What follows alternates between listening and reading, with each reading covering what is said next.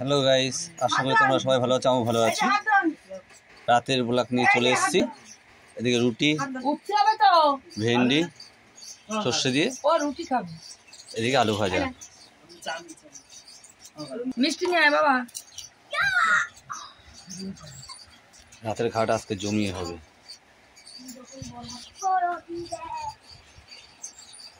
ওই তো মেয়ে একটা খেয়েছে আর তো বাবা একটা খেয়েছে। আরে এরা তো কম, মানে দুই একটু ঝরলে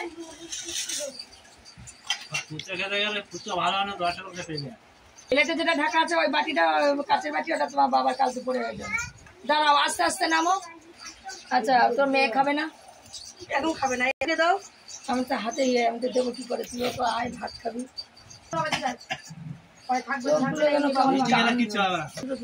ভেন্ডিটা খুব সুন্দর হয়েছে, বুঝলেন?